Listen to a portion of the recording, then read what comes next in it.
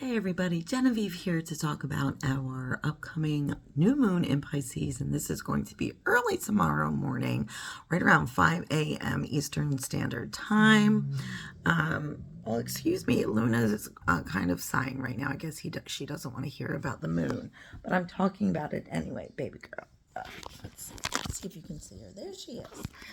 Anyway, so this is actually going to be a pretty interesting, pretty dynamic new moon. So we have a lot of planets that are actually moving into Pisces, but there's a lot of placements that are Aquarian and Aries placements. So it's very kind of interesting. There's kind of like a little give and take, a seesaw energy with Aries and Aquarius, because Aries and Aquarius on the two opposite sides of Pisces. But we just a couple weeks ago had our full moon in the sign of Virgo. That was the Reaper. So we were putting things to bed, wrapping things up. We were maybe really dealing with some challenging endings and possibly some new beginnings. So this energy is kind of, there's a little bit of that left, but again, a new moon is bringing change. And this new moon is really in the sign of Pisces, is going to be about really kind of, you've been dreaming, you've been journaling your goals, you've been planning, you've been plotting since that last new moon or full moon. And so now you're ready to break through and break free of anything that is like holding you back from achieving those. So if you might think you're ready, but there's something that's holding you back, something that's keeping you from taking the next leap forward, or whether that be fear, whether that be some type of restriction. There is Mars square Uranus. Mars is in Aquarius and Uranus is in Aries right now. So that's going to be the biggest challenge with this new moon, because kind of Mars is ready to go forward thinking, like, let's get things done. And in the sign of Pisces, it's go with the flow energy. Uranus, which is the rebel, in the ruling sign of Aquarius, they're in each other's exalted and ruling sign. It's like disrupting, the normal fiery energy is now a little bit more shaken and a little bit more disruptive. And so that's kind of the biggest challenge with this. But again, we want to go with the flow under the Pisces energy. So we want to really, get into our dreams, get into our goals. We want to kind of meditate and relax and take time. New moons definitely can be time that feel draining. A lot of people, I think we've talked about this before, but a lot of people attribute kind of bad events or bad omens or whatever associated with the full moon. But honestly, I have found it over the course of my life, and also in studying astrology and teaching it, that more disruption actually comes through a new moon, because there's, especially when Uranus is involved, it's sudden and disruptive change, and it's how you deal with that always that is going to really determine on how good or how negative the aspects of this moon phase will be. So a lot of times, yes, there's a little bit of extra energy and excitement around a full moon, and that's why people are a little bit more outward. But I find that most people anyway, react to sudden changes and disruptions and or emotional, emotional undercurrents that normally typically align with a new moon, that brings around more chaos, more kind of negativity, if you give into it, if you allow it to, right? So that's what I want to help you prevent, if at all possible, by doing these videos and just giving you insight again on what to expect over the upcoming few days. So we do have that semi-sextile moon with Mars, though. Pisces moon which is a decent aspect with Mars and Aquarius. So it's going to help you kind of, again, break free. Aquarius is the rebel. Once you, whatever is restricting, whatever is binding, that wants you to let go of that.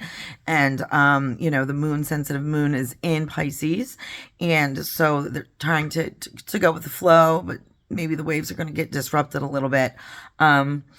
We do have a decent aspect, though, with Jupiter and Saturn, believe it or not. So Jupiter is the planet of expansion. It's in the sign of Aries right now, which is a great sign for it to be in. Saturn just recently went into Pisces. So Pisces doesn't really necessarily like Saturn in his sign because, water does not like to be restricted. But Jupiter is going to help Saturn in Pisces just kind of like, okay, let's jump over this hurdle. Let's, again, break free of whatever is confining you, whatever is binding you, whatever is holding you back, whatever you feel stuck or just kind of kicking around, going in circles about, right? There's also a pretty decent aspect with the Venus and the moon. So Venus is also in Aquarius right now, and the moon is in Pisces. So this is a good time for a lot of people to get more in touch with their sensitive romantic side, right? So Venus is in Aquarius. Not necessarily the most sensitive side, but definitely the most creative. And when it comes to romance and beauty, Venus in Aquarius is going to be a little bit out of the norm romantic, a little bit out of the norm creative and beauty. But it's really going to work well with the kind of, again, go with the flow and also just like, hey, peace, love, whatever energy with the moon in Pisces. So, could be a good aspect, especially for some water and air signs to have a romantic few days, or at least an emotionally positive few days. So actually we just have five planets are now moving into Pisces: Neptune, the moon, sun, Mercury, and Venus. There's an interesting little aspect here with Pluto, which is in Aquarius. And it just kind of stationed. It's been in this retrograde back and forth between Pisces and Aquarius. It's direct, but it's in Aquarius, but it's going to be going soon into Pisces. And we have Mercury in Aries. Again, Mercury is the communication planet in fiery Aries. It's very, we want to talk about it. So again, any conflicts, anything that's holding you back, even though there might be a little challenge, a little struggle with that, Mercury in Aries is going to say, okay, sorry, Pisces, we're not going to be calm about this. We are going to talk. We're going to actively discuss solving and getting through, pushing forward. Again, that's what our new moon is about. Pluto in Aquarius. So it's very interesting because Pluto is the sign of, or the planet of, transformation, death, and guess what? Taxes.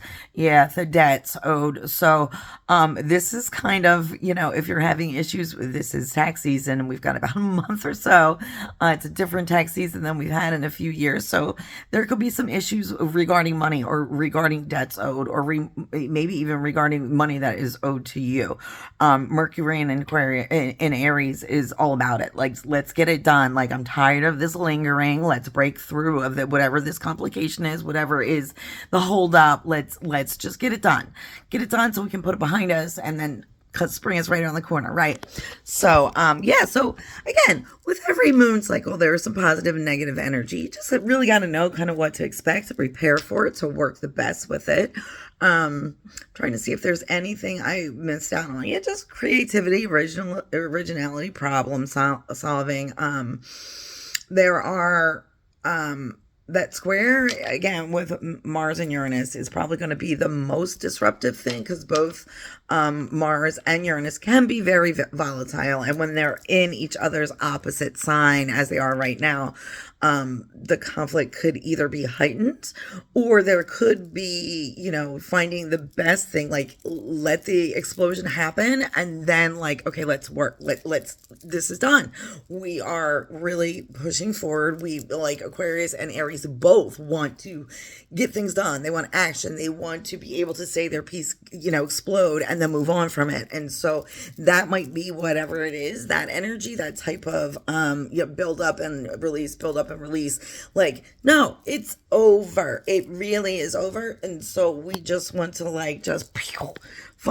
the final, thoughts, if you will, and then move on. So there is that.